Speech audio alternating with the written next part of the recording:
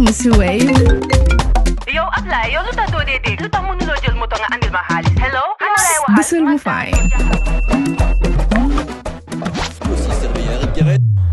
What? Bësal mu fine. Oh, yes! Wave acts in Gambia. Deposit and withdraw money, pay bills and buy mobile credit without fees. Transfer money wherever in the country for only 1% fee. At Wave, Bësal mu fine. Wave, your money is yours. Jar Oil. The company have filling stations across the country, and our rates are relatively cheaper than anyone else across the country. Jar Oil is the biggest producer and distributor of cement in the country with the most competitive prices in the market. It's coffee time with Peter Gomez live on West Coast Radio on YouTube, courtesy of Wave and Jar Oil. It's 6 minutes past 9 o'clock in the morning in the Gambia on Tuesday, the 8th of April 2025. I'm sure it's not Dr. Ismail Ceesay's birthday. It is not. It is not. Unfortunately. Good morning and welcome back. Good morning, Peter. Fantastic. Always smartly dressed. Thank you. Is that a compliment? It is, yes, it is, it is. What would what would you value your wardrobe at? How many $1 million? A couple of $1,000 is perhaps. Yes. And where do you go, shopping for suits and jackets and what have you? I don't do shopping. I get them for free from people who are very Seriously? nice to me. Yes. Ah, okay. Well, you have a student who is doing a second master's in Italy. Does he send you... Well, I have many students all over the world doing their second masters, or therefore even students who are doing their PhD as we speak. So fantastic! You must be very proud then. Of course. Yeah, very good. That is the pride in being a lecturer or a teacher. And it's not the monetary value of it. It's when you go to offices, both in the public and private sector, and people approach you to say, "Hey, you taught me this year, this course," and you feel proud. And yeah, I'm sure they all idolized you. When you were still teaching. You think they still hold you, in similar esteem to this day? Of course, nothing would change that. Yeah, they are not disappointed that you've, as they say, cross-carpeted. Well, I don't think so, Peter. Yeah. We're still serving country, and whatever we can do to serve country, we'll do it. Fantastic, fantastic. All right, where do we begin today? Well, we begin with, I think that was, tomorrow, the president is going up country. With his team to inspect some road works, particularly the Hakarang Road in Nyomi, but also the Banisali Kenya Road. Also commission a new border post somewhere in Farafenye. Then we'll cross over to Kiang, to the Lower River region. We'll inspect the Salikanye Road.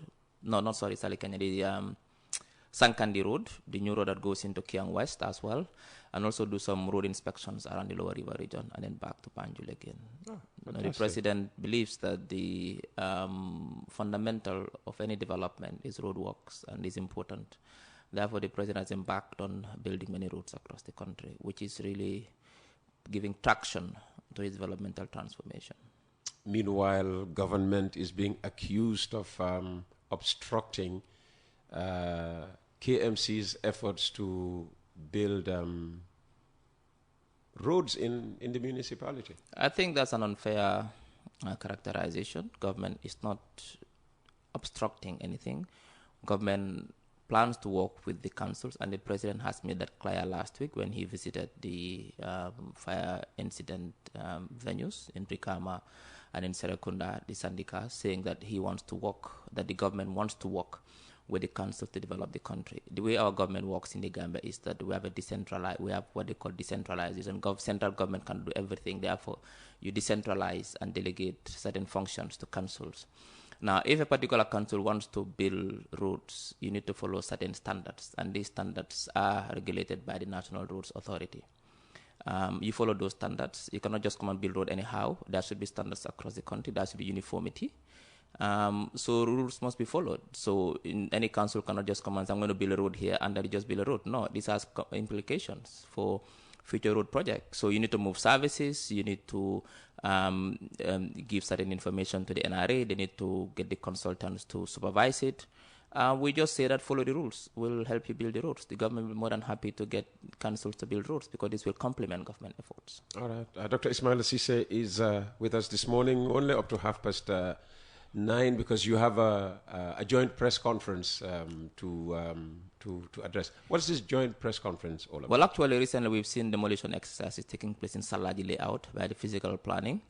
And we, as a ministry, responsible for ensuring Gambians get authentic, relevant information in a proactive manner, is inviting the physical planning and the Ministry of Lands to come and explain to Gambians what is the purpose of the demolition exercise and which procedures has been followed before demolition exercise takes place so that we know that due process was followed.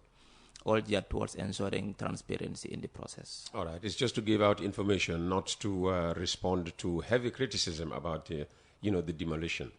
But obviously, people will criticize, but I think it's important when people criticize and have concerns for the government to come out and explain what happened. The Gambia people, we have to be held accountable for our actions as a government, and that accountability will be ensured today when the physical planning faces the people to the media to explain the process that has been taking place to do the demolition, that due process was followed, and that there was transparency, and that it's not done because of just to destroy people's property, but it was done in line with the law. Okay. Questions have started coming. Good morning, Uncle Peter.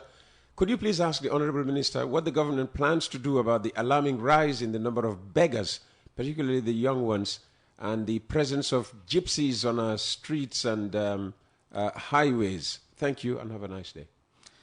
Well, that's a good question. We will escalate this to the Ministry of Interior to see what they can do. We've also seen an increment in these numbers, and it is worrying. But really, we don't know what legal frameworks are available to deal with this situation. But we appreciate his concern, and I'll engage the Minister of Interior to see what is in place to deal with the situation. And, what does he mean by gypsies on our streets and highways? Well, these are not gypsies. We've seen a few. It's not even a lot. We've seen a few people. I think they're from Niger. That are also around. I've seen them in some spots around the Senegambia region begging. I think they're from Niger. That's what, when I asked, because I've raised this issue before, and they told me that they are probably from Niger, and they are in town, and they are begging. They are seasonal. They come once in a while, and they beg, and they go back. Now, what legal frameworks are in place to stop these?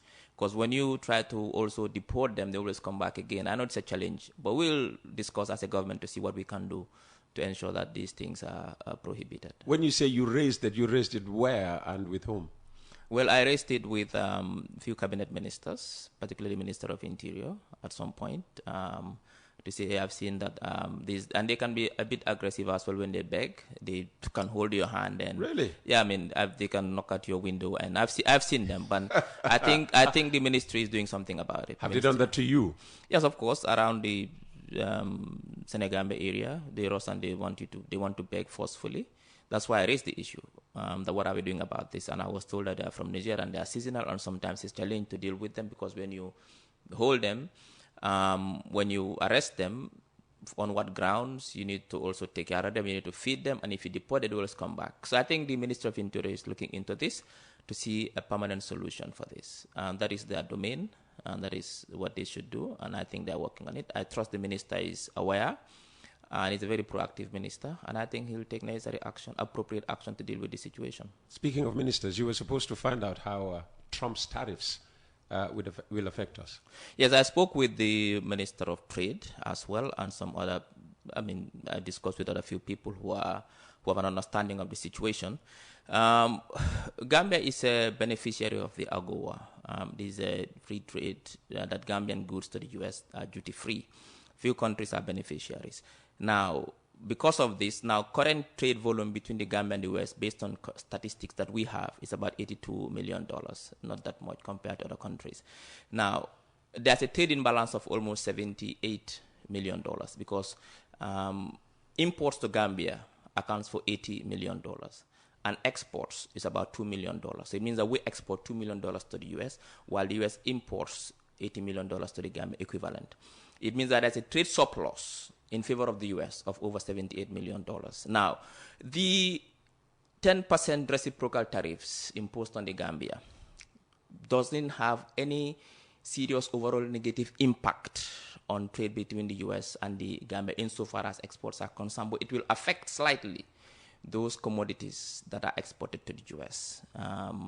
Obviously, like I said, this is global. This is not only Gambia. Some countries are even being given slapped with 38%, 34%, some 40%. It's a trade war. The highest is 54%. 54%. China. So, yeah. So it's a trade war. And in fact, it could US go up to 100 go plus. because Trump is threatening China that if they reciprocate, he's going to increase it again. So it's a trade war that is affecting the whole world, and it's going to affect markets around the world. The stock markets are crashing. It is going to affect the supply chains as well. So we need to brace ourselves for a global recession. So I think Gambia is not insular to the global economy. So this will affect the Gambia as well. But specifically when it comes to the bilateral trade, the US has a favorable trade surplus with the Gambia, and the 2 million that we export to the US with the imposition of these tariffs will negatively impact these sectors, that the commodities that are exported to the US, but overall, it won't have any serious negative impact on our economy. Somebody is saying these beggars matter. Also, parents send their kids around to beg. They should take these kids out of the streets. Exactly. Kids should be in school. They should be in school. I have raised that with the Minister of Basic and Secondary Education, Minister of Gender as well, and they are looking into it, that we cannot accept the situation where kids who are supposed to be in school are out in the streets begging and being exposed. Somebody wants an So update. government will do something about it, and government is doing something about it. Somebody wants an update on the Spain circular migration. Hi, Uncle Peter. Can you please ask the minister about this Spain circular migration? I heard that they have already selected 50 people and they have gone already. No, they have not gone. We've received over 10,000 applicants, and currently we are waiting for the Spanish government to start the selection process. The selection process are not started yet. And once it starts, and those who are selected will be notified in due course. But for now, that information is false. Okay. Hi, Peter. Good morning. I am Sidiko Suno from Farababanta. The Gambia government should know this. Our Imams and journalists have the right to speak the truth based on Islam and journalism about corruption and mismanagement and public funds in public institutions, and not disrespect anyone. Do you think the president was disrespecting the Imams? No, he would never do that. By trying to tell them how to preach? He would never do that, and that was never his intention, and he never even said that. What the president was saying was very clear, that currently we have a free press regime in this country. The press is free. They are not being intimidated. They are not being threatened. There is no censorship. Well, I'm not being intimidated. I'm not being threatened. I'm not sure about the others. No journalist is being threatened. No journalist is being intimidated. You don't see mass arrest of journalists because of their work. Well, I know one who will beg to differ. Who? Musa Sharif. But it's not been. You summoned him in a threatening manner. No, I did not. How did you know that I was summoned in a threatening manner? Well, I spoke to him. Yeah, but he gave you. If he said that, then he will give you false information. I did not summon in a threatening manner. If I wanted to summon him in a threatening manner, I wouldn't have witness. I wouldn't have the GPU there. I wouldn't have the media council there. I wouldn't have the News Publishers Association there. What I is just to raise a concern about a headline which I thought was erroneous, which I thought was misleading, bring it to his attention, and he accepted that it was a wrong headline, and he apologized. I did not threaten him in any way. You never made him feel uncomfortable in any way? Well, that would not be my intention, and I would never do that. I just brought something to his attention. It was not your intention, but did you think that, when he stood in front of you, he panicked a bit? Well, I wouldn't know. He never showed any signs of being panicked.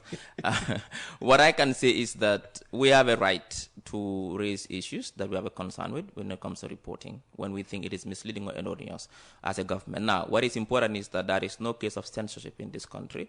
And I've said it before, and I've seen people questioning why I said that no journalist has been put imprisoned to mile 2 because of his work since President Barrow came to power. And that is the fact.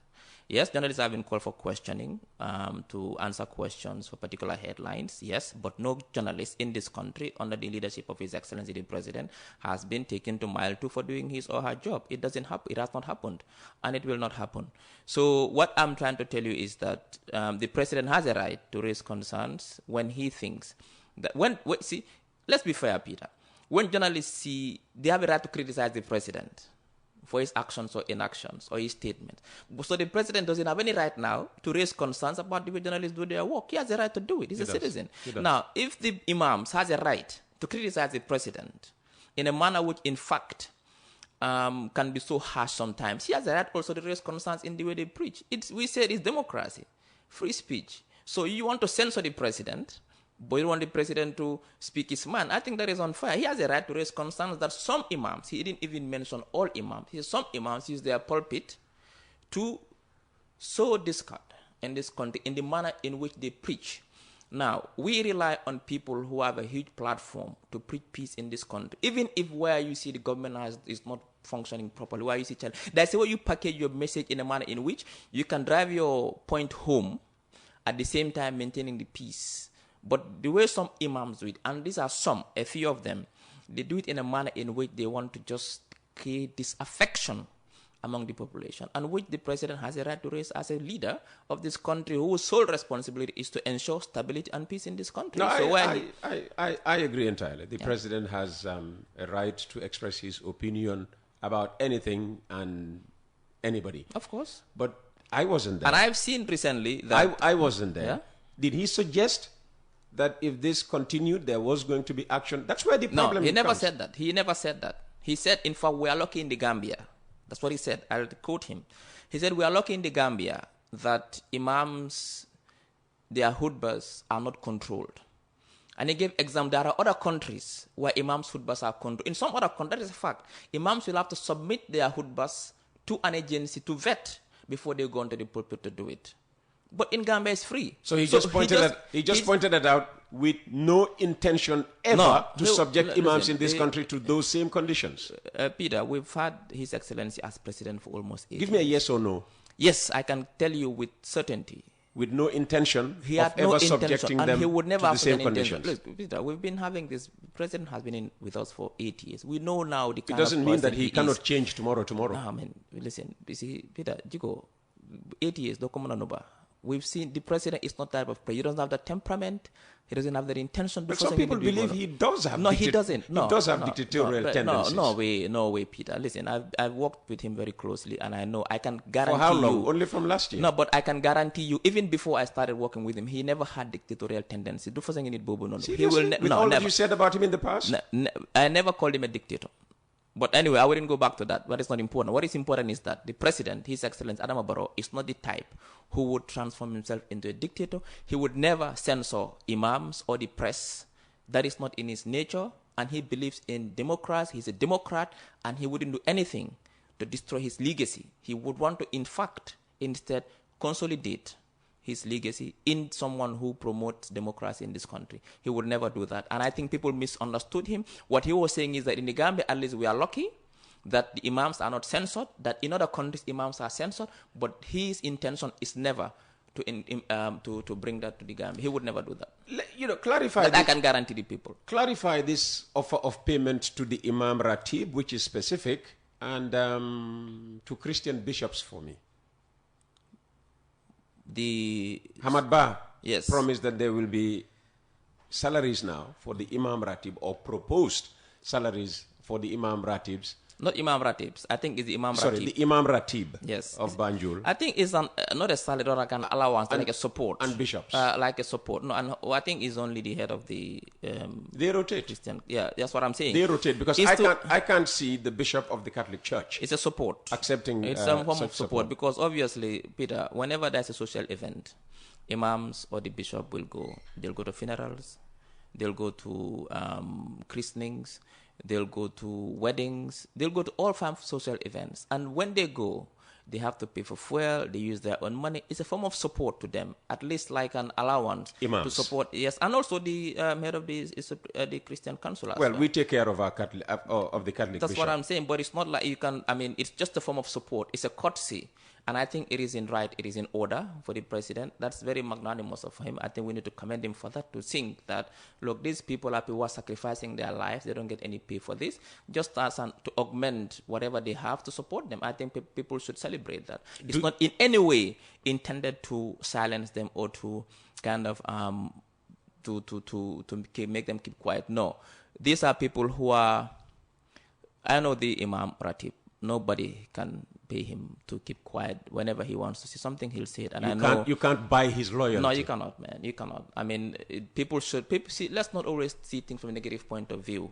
This is a way to support them because they engage in a lot of social activities and they are not paid any salary. It's just a way of allowance to support them so that they can also, it can ease their work. I don't see my bishop, accepting this support because he would say he didn't ask for it in the first place. Well, that's it. We are responsible for our own clergy. We take care of our priests. The bishop is okay. Yeah, but that wouldn't negate the fact that the president was being magnanimous to offer a support. Do you know how the Christian clerics have responded to this? No, I have no idea. Apparently, with the Imam Ratib, he would have no problem with this. The Imam Ratib initially rejected it.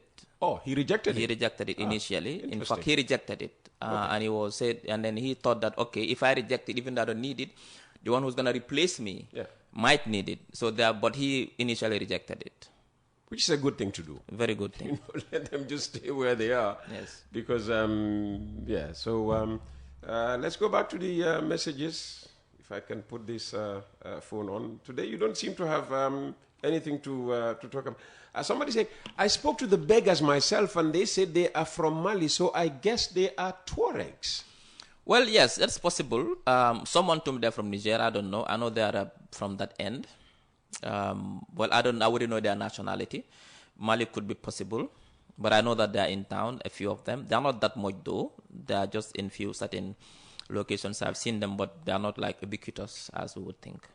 Jar Oil, the company, have filling stations across the country, and our rates are relatively cheaper than anyone else across the country.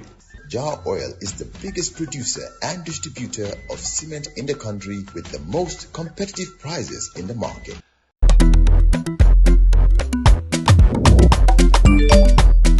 Excellent jam, Ceesay. Yo, apply. Yo, luta to dede. Luta mënuloo jël moto nga andil ma xaalis. Hello? Busel mu fine. What? Busel mu fine.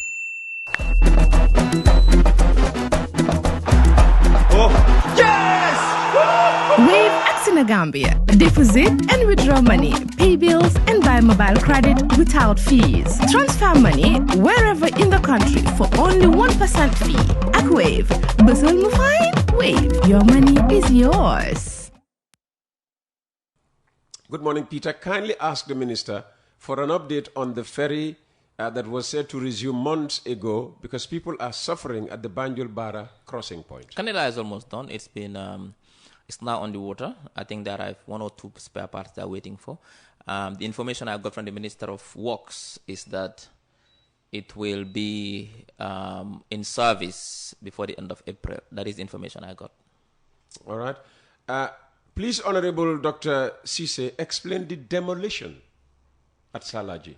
Well, that is why we have the press conference today. Initial reports I have is that the people whose properties have been demolished were in 2 categories. Those who encroached in a public spaces or those who bought land from people who already, land that were already allocated. These are the 2 different categories. But there are those because when Salaji layout was created, public spaces were reserved by the government for cemeteries, for schools, for community centers, for football field and for hospitals and for markets. And these public spaces were reserved for these public amenities. Now, unfortunately, some people went and sold these public spaces to people and they started developing. And according to the physical planning, and this is a statement we published yesterday at the ministry's Facebook page, is that they've been warned not to develop it because they didn't even have a development permit, and they went on and developed it. And now government due process was followed. Warnings were given in the media and also individually. This is the report I'm giving you from the physical planning, and government had no choice but to take action and demolish these structures because they were built in places where public was reserved for the public. There was encroachment, but also they did not have the right permits to develop this. Apparently, no land is safe in this country because if land belonging to a mosque Gaddafi Mosque in Serekunda could be sold. Well, I've seen that story before, but I don't know the details of it. No, that's why I'm not putting it to you. This is private. This is nothing to do with government. Musa Cham, who is the member of parliament for that area, is chasing this issue. Good morning, Uncle Peter. I believe Trump's actions are an opportunity for African leaders to call for emergency summit to devise a strategy to make Africa self-sufficient. Please ask Doctor whether government is thinking in these lines. If not, what are their plans to make Gambia self-sufficient? In fact, I think the president, with his vision, even before Trump came to power and with his tariffs, he had always emphasized the need to focus on local resource mobilization, to innovative financing of our budget. That is why, even if you look, 52 billion that is budgeted for this year, 62% of it will be locally sourced. We've seen recently, and we commend the GRA. They've done record revenue of 2.6 billion for March. We are finding ways to make sure that we focus on internal resource mobilization. Don't expect 2.6 for next month because, as the Commissioner General explained, March is always special. Yes, that's what I'm saying. But what I'm saying, we've done well. If 62% of our budget is sourced locally, that's a huge feat, and I think we are doing well. People are saying we are being overtaxed.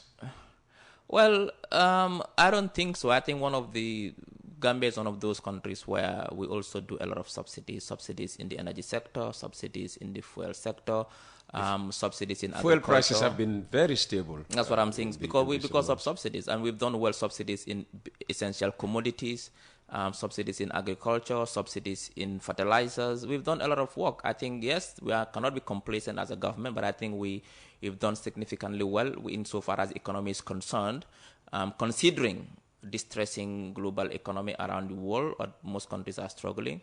Our economy is stable. There's some fiscal discipline. We are able to keep a very, very minimum budget deficit. We brought our debt to GDP ratio down from 70-something% to 60-something%. So I think we are doing well in that front as well. And we thank the Finance Minister, Sidiketa, for his visionary leadership. Somebody saying adverse speech on the freedom of speech is countered by more free speech.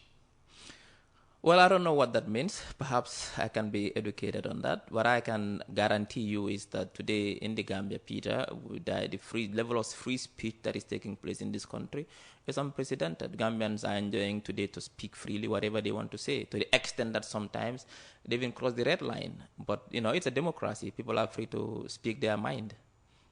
And we accept that. Okay,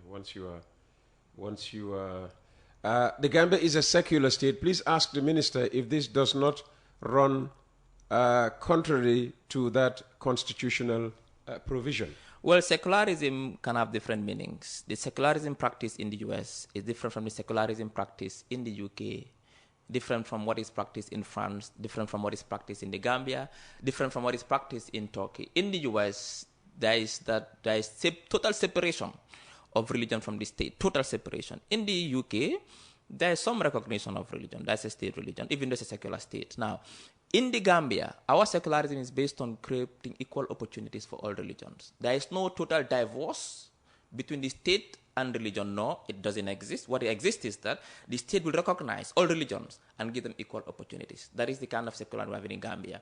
Other countries don't even recognize any religion. The state is totally divorced from the state, and they wouldn't even provide equal opportunities for them because they don't consider any religion to be a state religion. For the Gambia, we recognize all religions, Islam and Christianity, and we give them equal opportunities. That is the kind of secularism we have in the Gambia. Islam and Christianity does not represent all. Well, these are the major religions that we know of in the Gambia. That qualifies it. We recognize the major religions. The major religions, and we give them equal opportunities. And that is key. Minister Ceesay, I commend you on your work. Compared to your predecessor, you're a success. Lamin Queen Jammeh was a disaster. You know how to handle issues. May you be successful.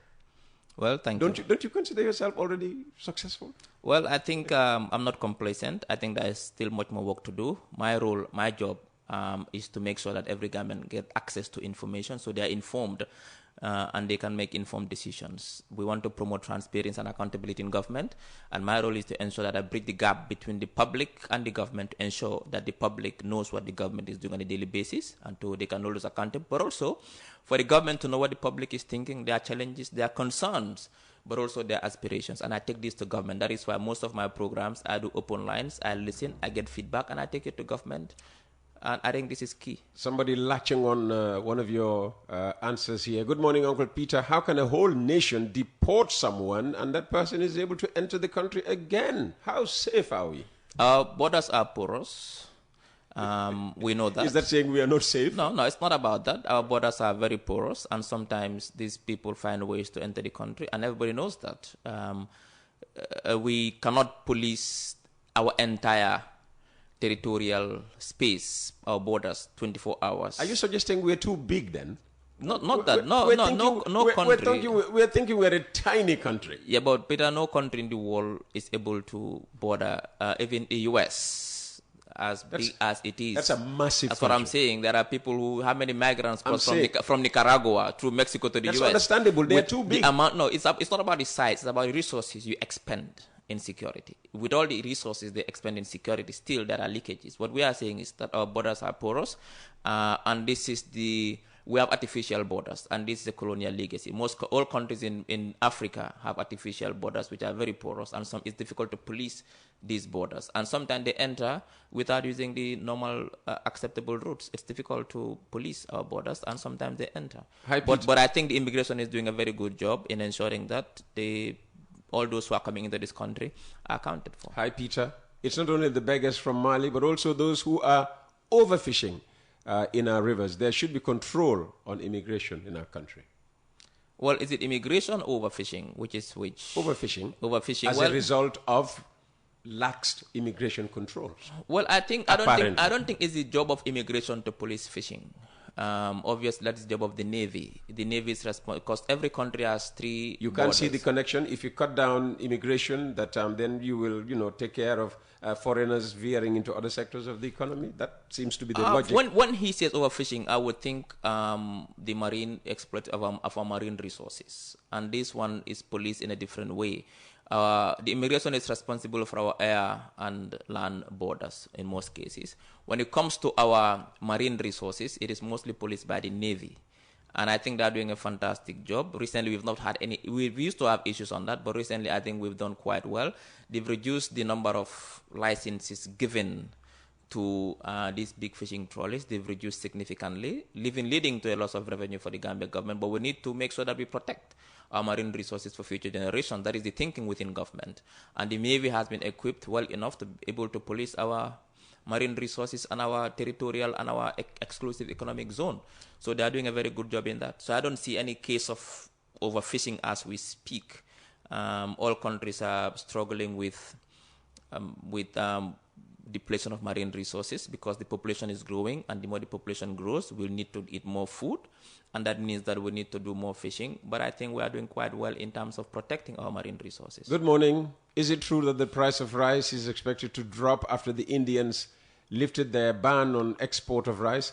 This is news I'm hearing from a Senegalese businessman. Is this true? It is highly likely because of the ban on export of non-basmati rice to most African countries, that led to some kind of scarcity. But once the ban is lifted, there will be more supply, and basic principles of economics tells us that if supply exceeds demand, the price drops, and in that case, it will happen. And we really are the way we are looking at things. The trend is telling us that by the end of this year, the price of rice will drop significantly in this country. To what?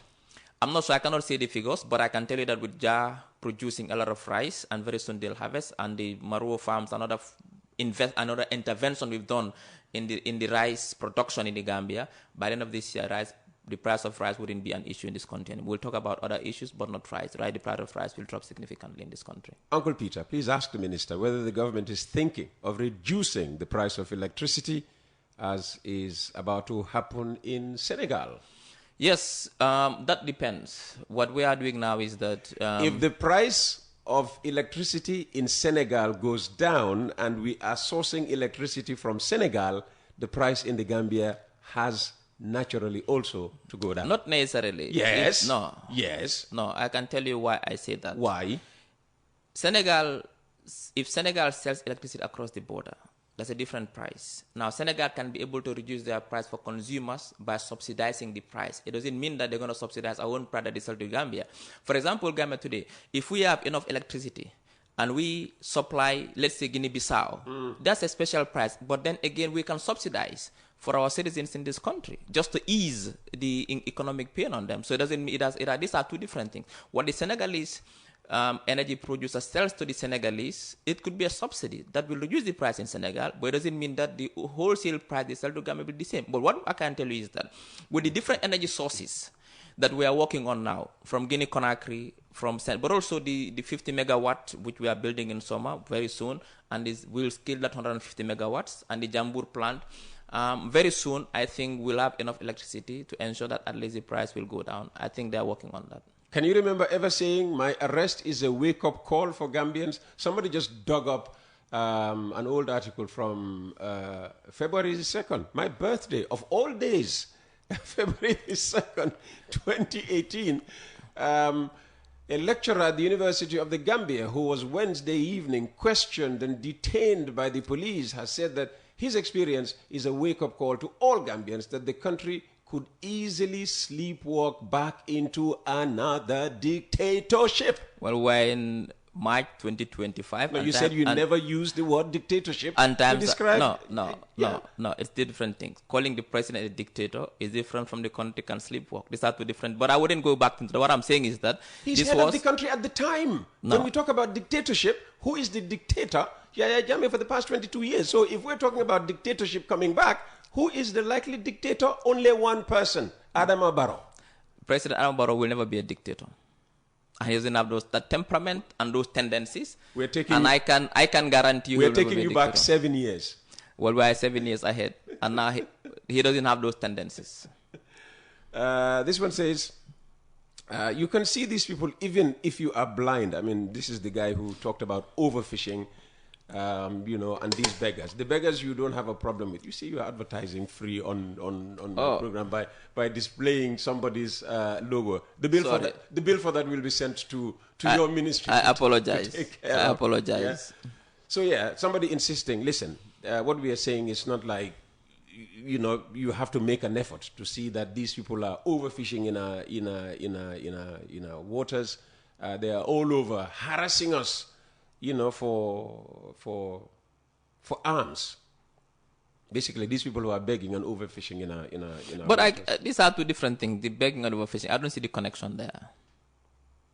Okay, somebody is asking, has the Gambia paid Senelec the amount owed? How much do we owe Senelec? Well, I don't have that information, unfortunately. Yeah, okay. I don't think we'll ever go through everything we have here.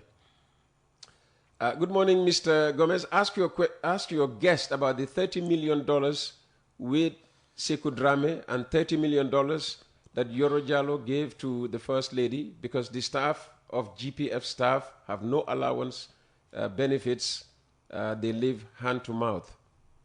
Does that mean anything to you? No. Okay. No idea. Oh, there we go again, trying to belittle Bissau while we are the ones becoming a failed state.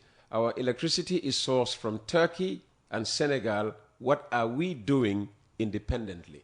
Did we belittle Bissau? Well, I suppose when we spoke about, if we were going to sell electricity I was just giving an example. Guinea-Bissau. I was just giving an example. Yeah, information. You put it out there. It depends on how. Well, it's an example. I could have used any country. I could have used Mali. Okay. Good morning, Peter. Ask the minister about Ocean Bay Hotel and the Social Security case. Well, I received the letter from I spoke with the guy, he called me, we spoke. He sent me a letter, which I forwarded to the Minister of Finance. I'm waiting for his response. Minister of Finance? Why not Social Security directly? But it's on the Minister of Finance, so I think it's better routed through him. It's an opportunity to remind Social Security that they promised me an interview, and I'm still waiting for the opportunity. If they can't come to the radio, I'm willing to go. Like I went and spoke to, what's his name? The governor. Wow. Yeah, for over 2 hours. And, central bank and social security are just opposite. Well, I think if you make a follow-up, they will come. I don't see any reason why they should hide away from an interview with you. We'll make this the final one.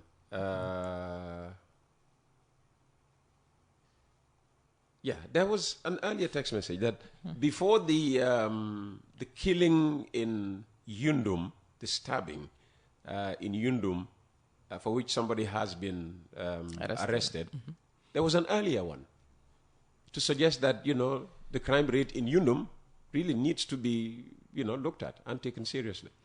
Well, yes, we've observed keenly the incidents in Yundum.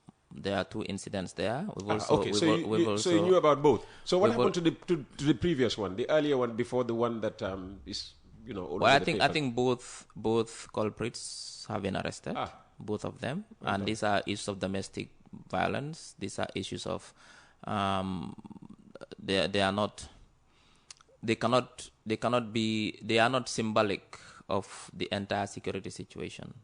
By and large, Gambia is still peaceful, safe, and secure. But obviously, there are domestic violence issues that happens once in a while, and these are one of those. Both stabbings? Yes, they have to do with people who know each other. Okay. And I join you in commending our police. I mean, they've scored huge successes, recently. One particular case I was, involved with, because that's this 10-year-old boy who was kidnapped.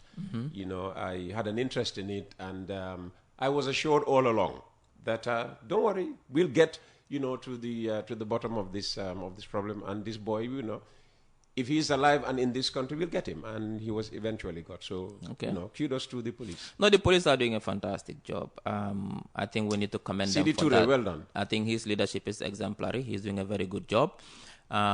They've always been able to solve crimes where they are not able to prevent it. And now the nature of most crimes currently... That's a nice way to put it. They've always been able to solve crimes without necessarily being able to prevent it. But remember also, the nature of most crimes that have been committed recently are those that are not preventable, because these are crimes that are been committed in people's homes by people who know each other. It's difficult for the police to police people's homes and what's happening in people's houses. What is important is that we've not seen cases of random crime in the streets where people's lives have been threatened or people have been attacked in the streets blatantly. We've not seen that.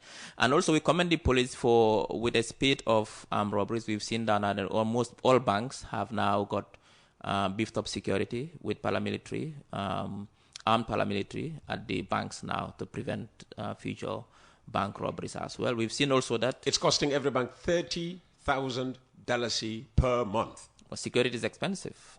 It's not cheap to pay for security. I think that is cheaper than allowing themselves to be exposed as they were before. So I think it's good. All banks in the world pay for security. All financial institutions around the world pay for security. So I think it's a good thing. And I think when it comes to the security front, and Peter, look, we are not saying that we are perfect as a government, but I think we've done tremendously well in all the sectors, from road work, from infrastructure to agriculture, to education, to healthcare, to democracy, of course, to the media landscape, to finances, or fiscal... Are you still going after online publications? What do you mean?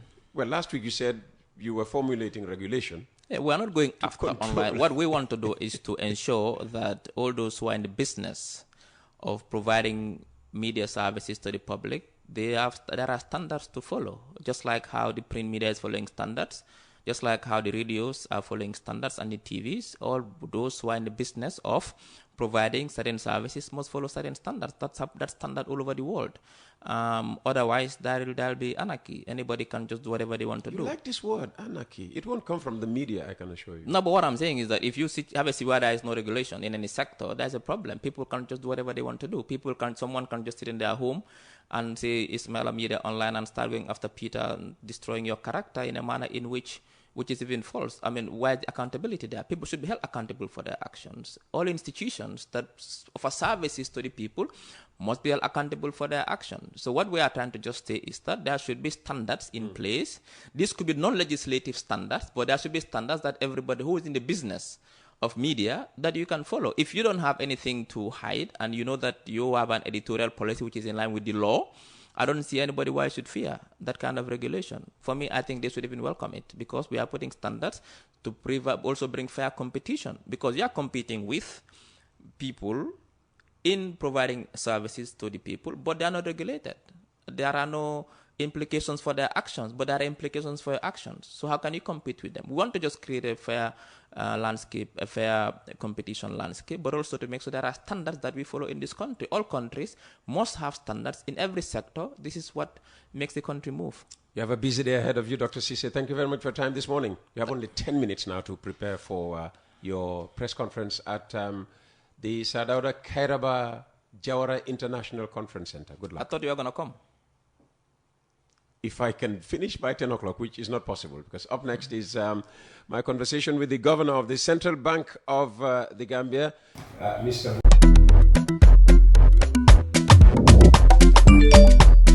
Excellent jam, Suway. Yo, apply. Yo, luta do de de. Luta mënuloo jël moto nga andil ma xaalis. Hello? Ano lay waxal? Bisul mu fine. What? Bisul mu fine. Oh, yes! Wave Accina Gambia. Deposit and withdraw money, pay bills and buy mobile credit without fees. Transfer money wherever in the country for only 1% fee. At Wave. Bisul mu fine? Wave. Your money is yours.